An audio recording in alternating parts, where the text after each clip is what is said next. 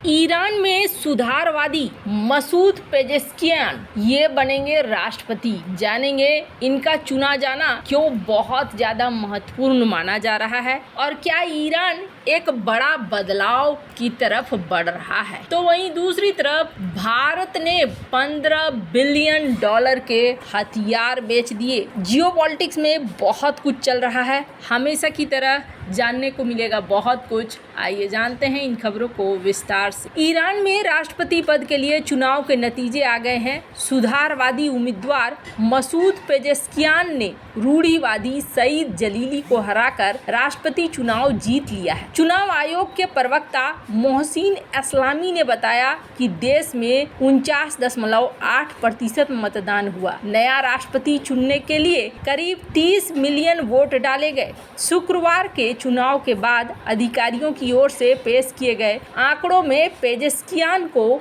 16.3 million वोटों के साथ विजेता घोषित किया गया, जबकि जलीली को 13.5 मिलियन वोट मिले। ईरान के हार्ट सर्जन और सांसद मसूद पेजेश्कियान ने चुनाव प्रचार के दौरान पश्चिम तक पहुंच बनाने का वादा किया और लोगों ने उनको सईद जलीली पर तरजीह। पेजेश्कियान के समर्थकों ने जलीली पे बढ़त बनाने के साथ ही शनिवार सुबह सड़कों पर उतरकर जश्न मनाया। ईरान के सर्वोच्च नेता अयातुल्लाह अली खुमैनी ने चुनाव के महत्व पर जोर देते हुए अधिक मतदान का आह्वान किया। ईरान में चुनाव ऐसे समय में हुआ है जब गाजा युद्ध को लेकर तनाव है। ईरान का अपने परमाणु कार्यक्रम को लेकर भी पश्चिम के साथ विवाद है। कई तरह के प्रतिबंध उसकी अर्थव्यवस्था को प्रभावित कर रहे हैं। ईरान के चुनाव प्राधिकरण के आंकड़ों के अनुसार पेजेश्कियान अकेले सुधारवादी नेता थे जिनको चुनाव लड़ने की इजाजत मिली। पेजेश्कियान की उम्मीदवारी की हाल तक में कोई खास चर्चा नहीं थी, लेकिन पूर्व राष्ट्रपति मोहम्मद खातमी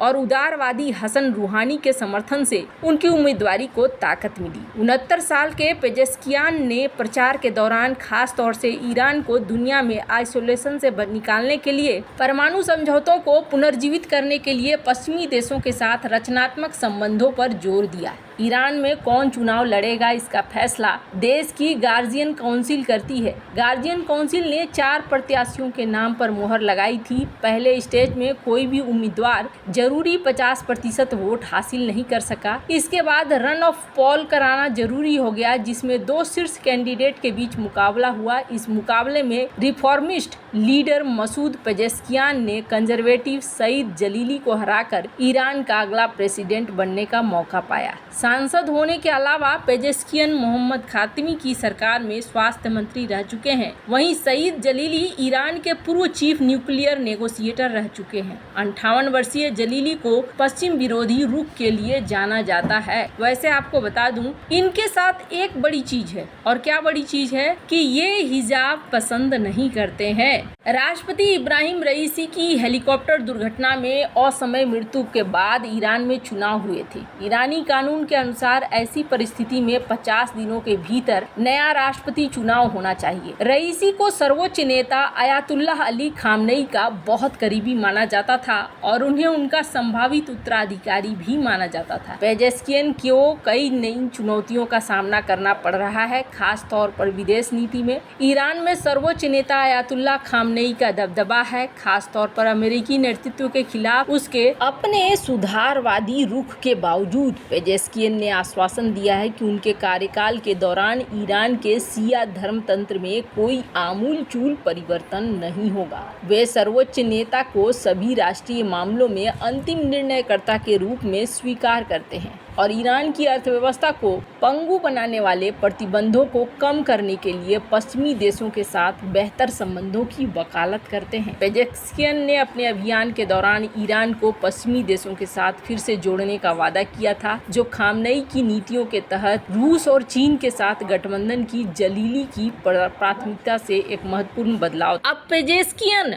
और ईरान के राष्ट्रपति जो हैं, उन दोनों के बीच बनती नहीं है या फिर बनेगी नहीं, ये सवाल बहुत सारे लोगों के दिमाग में आता है, क्योंकि खामनेई एकदम उल्टे हैं। खामनेई जहां कट्टर धार्मिक हैं, तो वहीं पेजेश्कियान को माना जाता है कि हो सकता है 2000। पेजेश्कियान के बातों से एक चीज तो साफ होता है कि हो सकता है अमेरिका के साथ परमाणु समझौतों को अंतिम रूप देने की दिशा में काम कर सकता है। और सबसे बड़ी बात यह है कि हालांकि अभी उनकी स्थिति स्पष्ट नहीं है, हिजाब पर उनका रुख स्पष्ट नहीं है। हालांकि उन्होंने 22 वर्षीय महसा अमीनी के मामले में इस्तेमाल किए गए अत्यधिक बल की निंदा। ईरानी जनता पेजेस्कियन की अपने चुनावी वादे को पूरा करने के क्षमता के बारे में आशावादी बनी हुई है। उन्होंने संकेत दिया है कि वे ईरान के पादरी प्रतिष्ठान और उसके सुरक्षा बलों को टकराव नहीं चाहते। ये संतुलित दृष्टिकोण होगा उन्हें ईरान के जटिल राजनीतिक परिदृश्य को समझने में मदद कर सकता है। ईरान के पूर्व परमाणु वार्ताकार के रूप में अपनी भूमिका के लिए जाने वाले सईद जलीली को सर्वोच्च नेता के साथ निकटता से जुड़ा हुआ माना जाता था, लेकिन वो पर्याप्त वोट हासिल करने में विफल रहे। इस हार के बावजूद वर्तमान धार्मिक ढांचे को बनाए रखने के लिए पेजेस्कियन की प्रतिबद्धता के कारण ईरान के शासन में भारी बदलाव की उम्मीद कम है। पेजेस्कियन की जीत कई ईरानियों की पारंपरिक संरचनाओं को बहुत ज्यादा नुकसान पहुंचाए बिना बदलाव की इच्छा को दिखलाता है। उनकी जीत ईरानी राजनीति में एक निर्णायक क्षण है, लेकिन देश के भीतर रूढ़िवादी तत्वों की मजबूती को देखते हुए आगे की राह भी चुनौतीपूर्ण है। नए राष्ट्रपति का कार्यकाल संभवतः सुधारवादी आकांक्षाओं को विद्यमान धार्मिक सिद्धांतों के साथ संतुलित करने पर केंद्रित करना होगा, जबकि रणनीतिक कूटनीति के माध्यम से अंतर्राष्ट्रीय संबंधों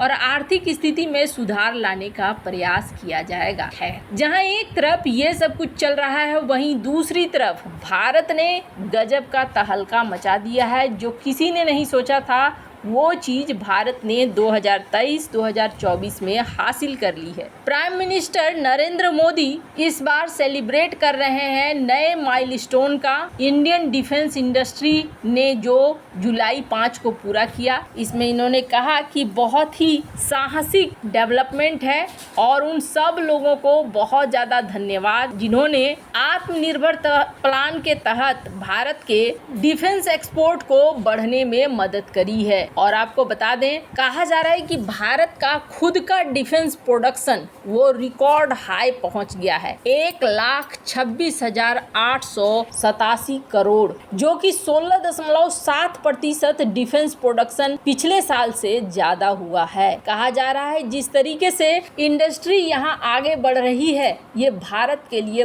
बहुत अच्छी बात है। और सबसे अच्छी बात क्या है, 2019-2020 के हिसाब से अगर देखेंगे ना, तो करीब 60% तक वृद्धि हो गई है। मेक इन इंडिया कार्यक्रम के तहत ये वृद्धि सचमुच में बहुत ही ज्यादा ताकतवर वृद्धि है। वैसे आपको बता दूं, ये भारत के लिए बहुत जरूरी था। इसलिए जरूरी था क्योंकि जब भी युद्ध होता है तब अपनी शक्ति ही काम आती है, बाहरी शक्ति काम नहीं आती है। आप किसी के आश्रय में बैठे हुए हैं कि हथियार, गोले और आपको हथियार मिलेंगे, तो ये बहुत बड़ा संकट पैदा कर देता है। एक डेटा के लिए भारत ने अमेरिका से डेटा मांगा था तो वो रियल टाइम डेटा नहीं मिला था।